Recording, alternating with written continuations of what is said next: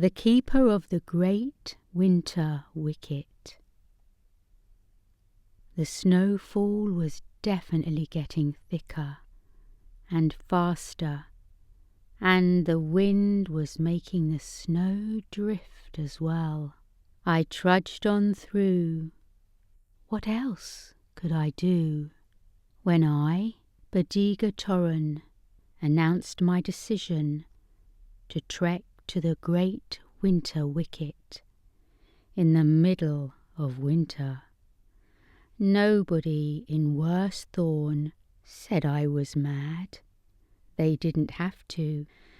They probably just all assumed that the trials and tribulations of the year, my husband Teal's accident at work, the twins' health problems after they got the cough, and the failure of my beautiful little boy, Rio, to still utter a single word, had finally taken its toll and sent me over the edge. This was not the case, as this is not my way, not in my nature. When I have a problem, I find ways of dealing with it. I find solutions. I find answers. It was just that in this case, I could see no other option. Teal would not be able to find other work until his leg had healed, and the damage done by the colliding logs was so bad. Well, he was lucky to not have lost the whole leg, and although in support, he could now help around the house. It was going to be many months before he was out and about proper-like, and many months more to be back working as a woodman, if ever. It is no problem, Teal. We will cope. We always have. I said to my poor husband as he lay in his recovery bed, leg much splintered. I was fortunate in knowing my letters, and so I could teach the village youngsters at home for small coin or trade. But such learning is still considered a luxury by many, and it is the first thing to go when times get hard, as they are now. I was dreading year's end, and in no mood to celebrate or gift give. Not that there was anything much to give the children or each other, although Teal was carving some rather splendid toys for the youngsters. At night, after they were tucked up in their beds, he sold a few as well. But, as I said, times are hard. It was going to be a tough winter for everybody, even those still hard at work, cutting and transporting the timber. So many industries, from shipbuilding to furniture crafting, that lands further south, who have denuded most of their forest, were dependent upon. At least we had plenty of wood seasoned and chopped, ready for carving, and more importantly, for the stove. Teal had seen to that well before his accident, but we were already using food stores that had been put by for the lean months. When I am back on my feet, I'll set some traps and try to make the stores up. Teal had reassuringly said. Yes, I had smiled back, not at all convinced, despite what my face showed. Many in Worst Thorn, despite the insistence of the priest of lies, with their fancy words, still cleave to the old ways. I know my family always have, although we don't make a great song and dance about it. Then this summer our small village, in the hollow of Worsthorne, was visited by Brother Latch of the Church of the Holy Wicket Gate, out on his travels with his bonny hound Scrap, and we were all reminded of the prominence that Wickets once held in our hearts, and reverence of the Wickets becomes a thing again. This brought a new sense of optimism to the village, and to us as a family as well. Many people started making the sign of the Wickets on their foreheads, as in olden days, the 4 downward soot lines that represented the bars of the wicket gate. We didn't go that far. It's hard enough keeping 3 youngsters clean as it is. And then Teal had his accident while punting cut logs on the river. Everything changed for us after that.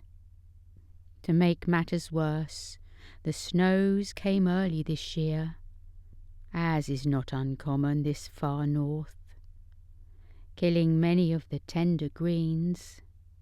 We had root crops, but soon the soil would freeze, and lifting them would be next to impossible. Lift or pick them still small then, and soon the children were talking about how their friends were already writing their requests for gifts from the keeper of the winter wicket in the first covering of snow, as tradition demanded. Well, our girls, Singal and Slylo, were talking about it, Rio still being as silent as ever. My beautiful boy sat silently in the corner of the room, never making so much as a squeak. Although we all tell our children that the keeper of the winter wicket reads all of their messages, this is a harmless practice, and it's parents that read them when they can.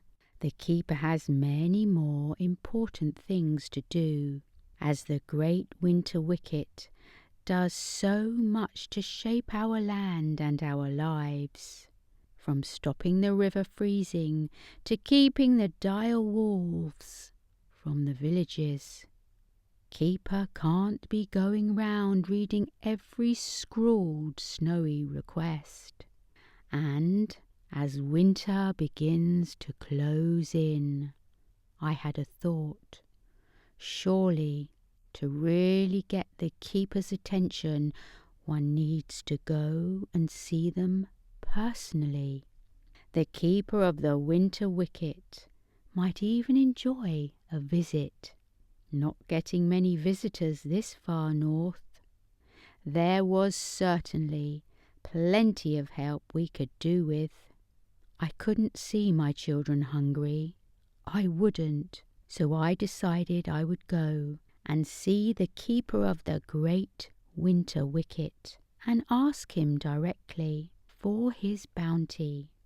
Worsthorne being so far north, it was not like I was going on a proper pilgrimage. Not really. I knew the way. We all knew the way, for weren't we warned from childhood not to travel that road?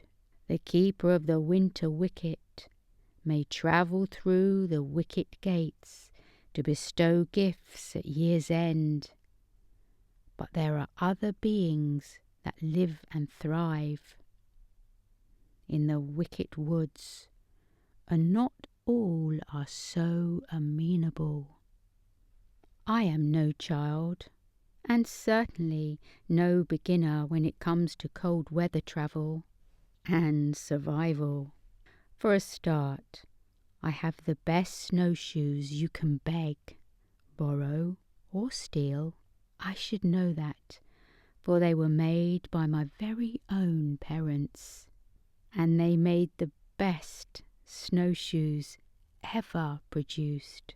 Dad made the frames out of fickle wood, a difficult timber to master, as the name suggests, but incredibly tough while remaining flexible even at the temperatures of worse thorn winter.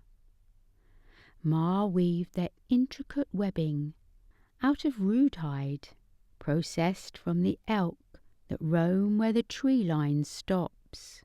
I did fear I might have to sell them on, and was pleased to be putting them to a better use.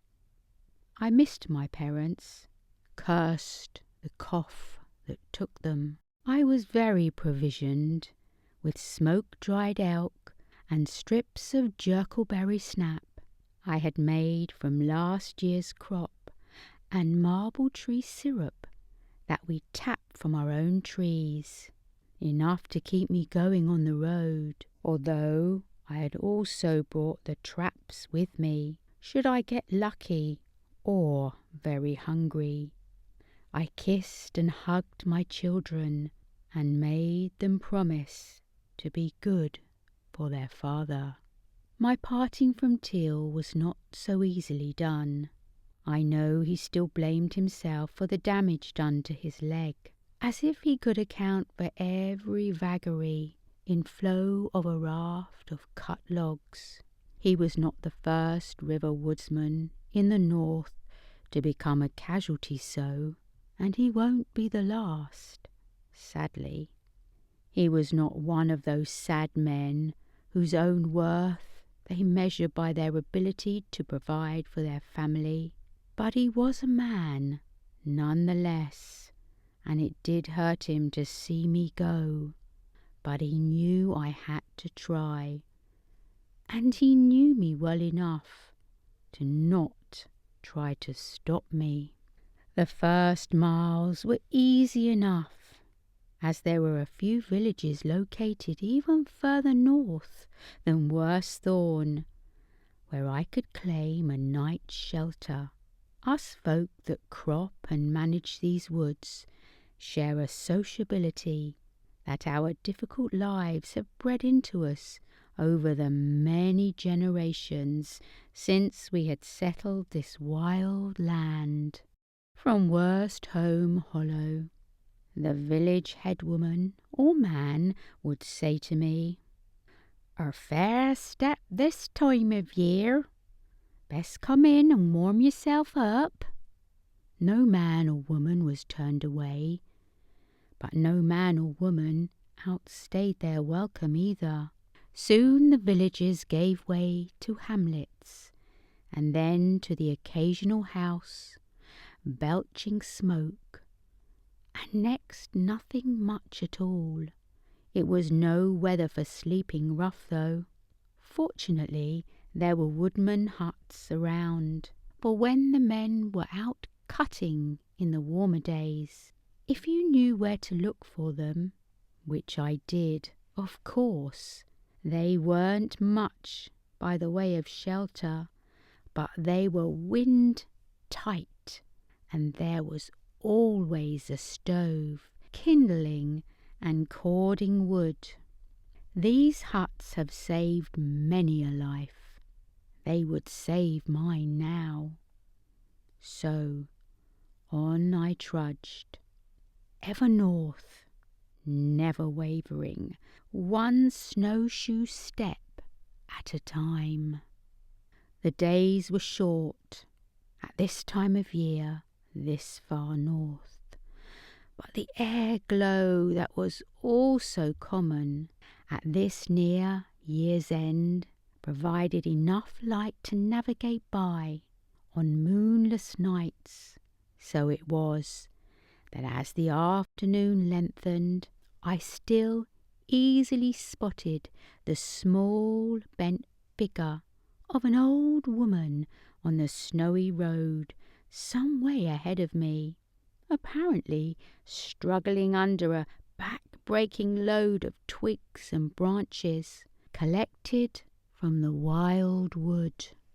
"The Wickets give you a good afternoon, mother," I said. She looked up from under her load, and I saw clearly the mark of the wicket on her forehead.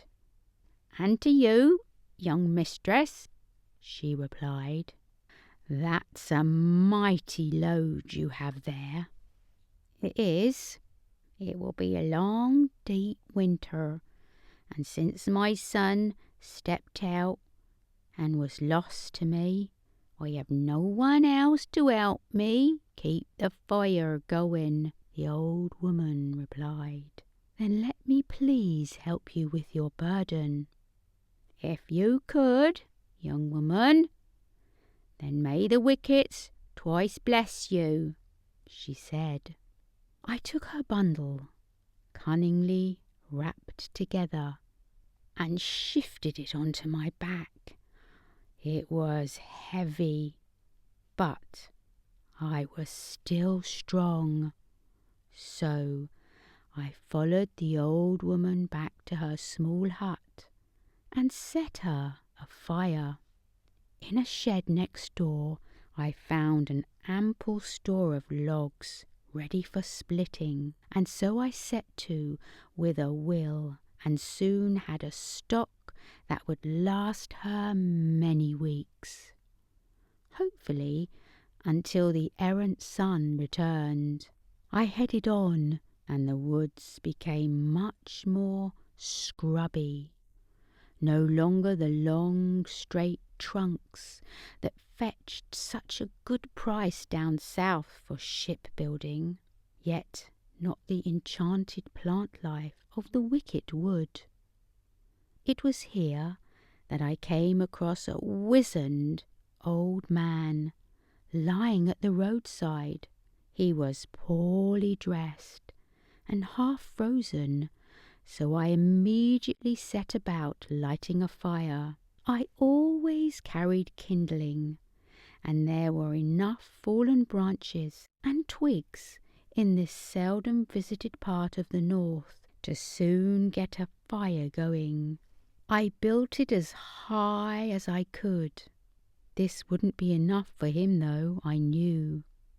So I stripped off his wet outer clothes and pulled him under my outer cloak, close to my body heat. He felt nothing more than frozen skin and bones, and his breath was so shallow I could scarce feel him. Yet, just as I feared I had lost him, he gave a large shudder and muttered, "Shanky, Shanky, where are you?"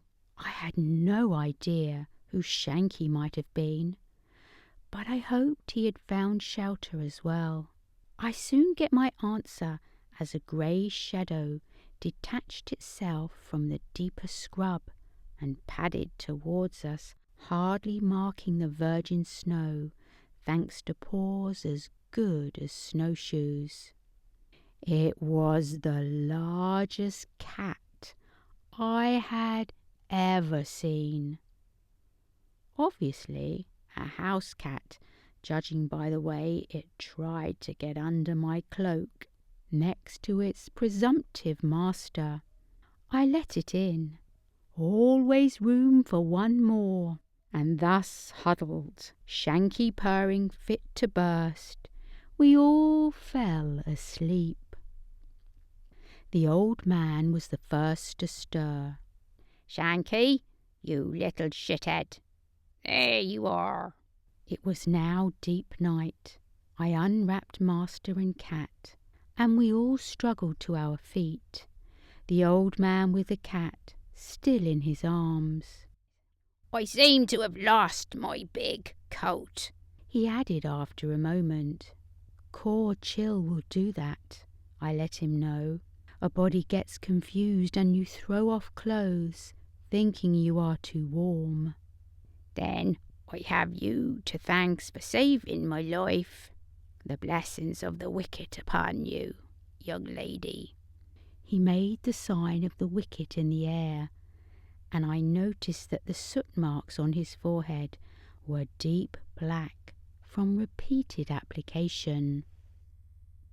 I went to my pack. I have a spare fur in here. Best slip it on. Hopefully your home is not too far. Get us back on the path, and I will soon tell you, he said, slipping into the fur. It turned out the old man, Simeon, had been wandering in circles for some time as the cold chills took him, and we were actually no distance at all from his small hut. I say small, but it was actually a 2-story building, as the lower floor, dug into the soil, held a pair of goats called Spick and Span, and an aging cow called Bessie. It was Cow Bessie that sent Shanky out, Simeon explained. Wild dogs were sniffing round her stall, and he didn't like that. He knows it spoils her milk. Your cat sees off wild dogs, I said, with some surprise. Oh, yes, and worse. He grinned as we made our way up a short length of inner stairs from the animal's shelter. Shanky was ahead, and as soon as the door was opened, he raced to his place in front of the fire that was still burning. It's just that this time I reckon he bit off more than he could chew, so I reckon he must have climbed a tree to wait them out. Little shithead. I finished the night out at Simeon's, which was much nicer than being up a tree.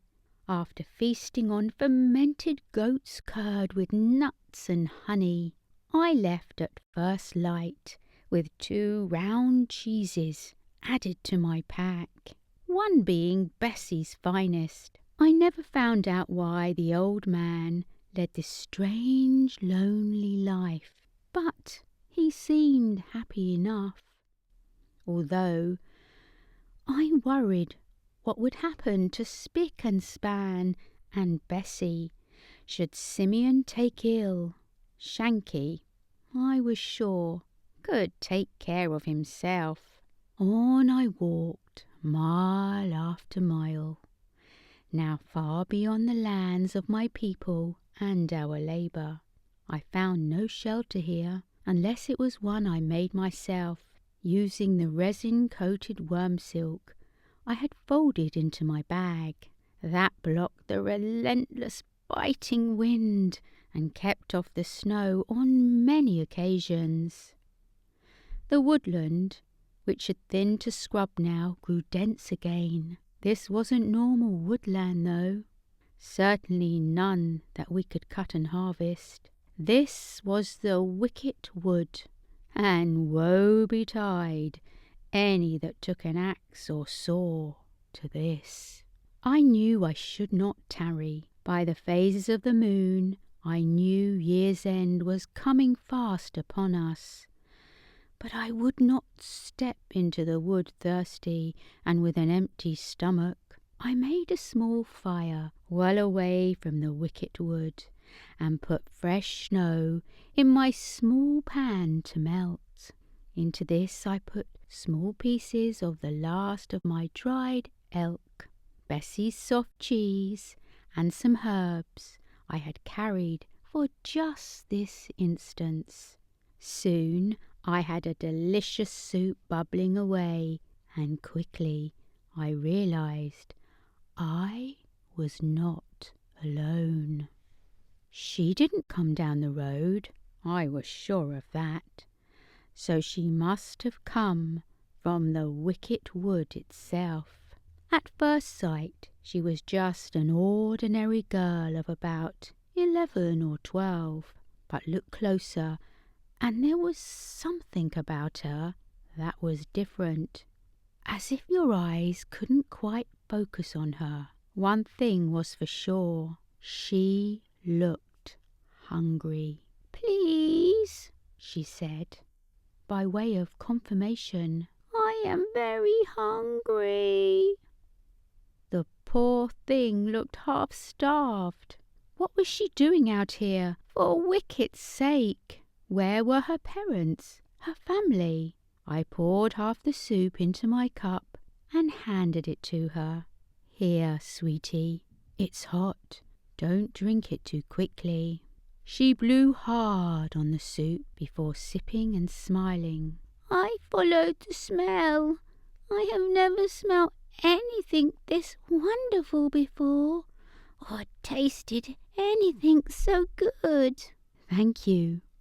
There's plenty. Just take it slow. What's your name, sweetie? I asked finally.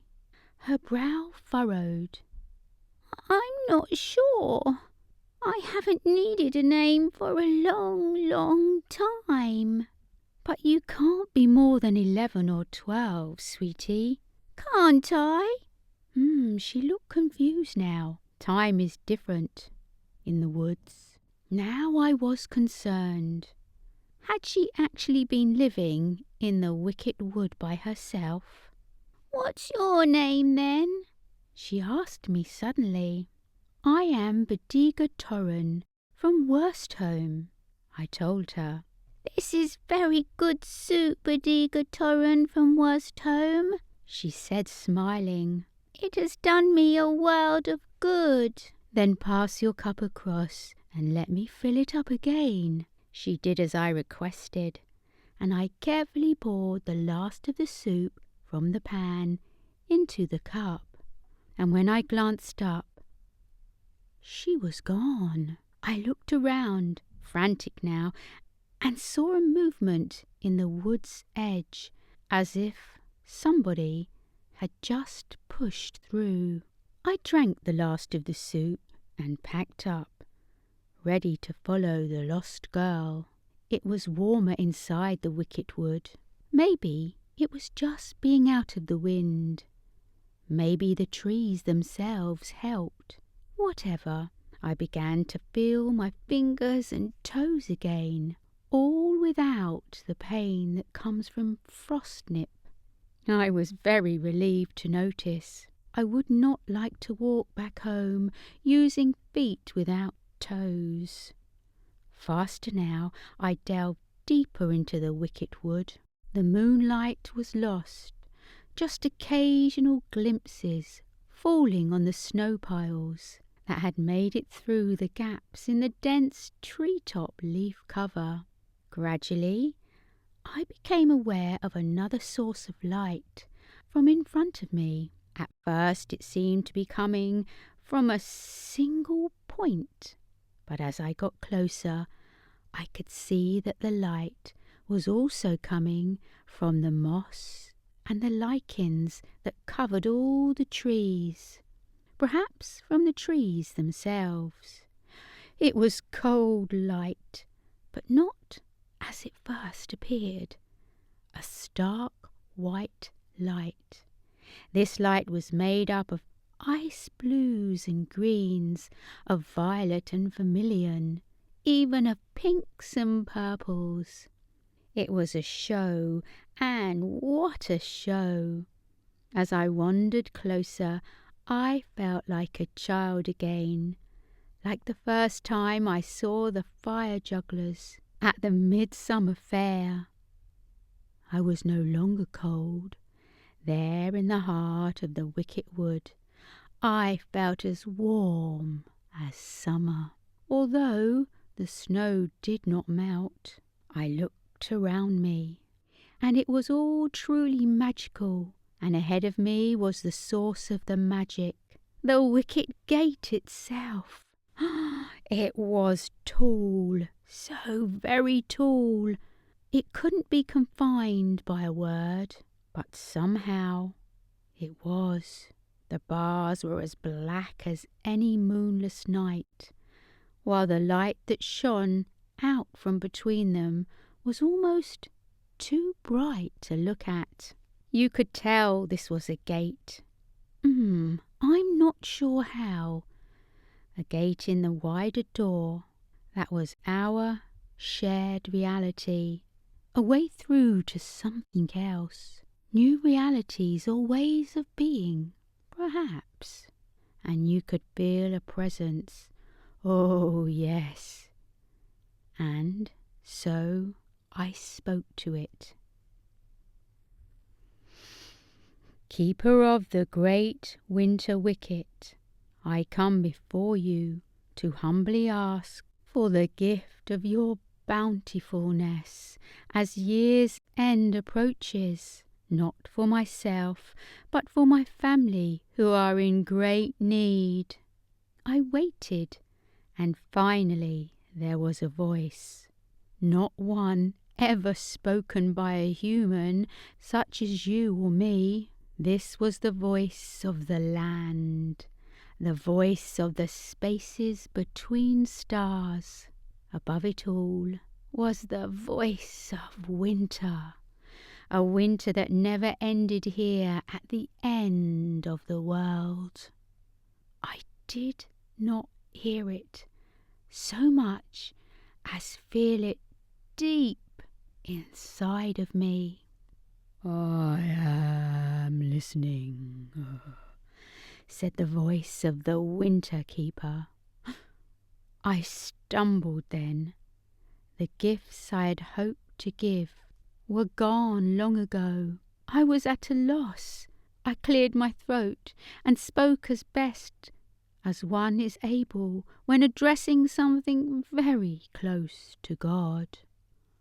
I had hoped to provide you with some small offerings, Keeper, to show our devotion to the Wickets and how esteemed we hold them in our hearts. Sadly, on my journey, I found a need. There is no need to explain, child, said the voice that wasn't a voice. You have already shown me your devotion. I have, I said, slightly surprised, for I was not exactly the most devout of people, not much given to the wearing of sooty marks or the singing of songs of praise. Yes, the speaker spoke again, the voice now warm and comforting, like a long hot bath after a hard day's work, cutting timber. When my load was heavy, did you not share it? When I was cold, did you not warm me? When I was hungry, did you not feed me? I was confused, but those were poor strangers that I met along the way. I helped where I could. Yes, but not everybody actually would. And even as you did share their load, warm them and feed them, so you fed, sheltered and took my burden too. Ask of me what you will. If it is within the power of the keeper of the great winter wicket, I shall do it. So I asked, trying not to be too needy, and exclaiming that we were hard-working people, but what with my husband's accident and the twins' ill health, and our fears for Rio's lost voice, times had gotten difficult, and we just needed enough to tide us over. I knew we could pull ourselves back then. It is granted. Is there nothing else? Asked the keeper. I was shocked for a moment, and then thought before saying, There's an old woman on the North Road, Keeper, whose son seems to have gone missing. I know of her and of him. Perhaps if you could help her find her son, or perhaps reassure her, I asked, as dutifully as I could. Consider it done. And the old man Simeon, he seems happy enough, but I worry for his animals.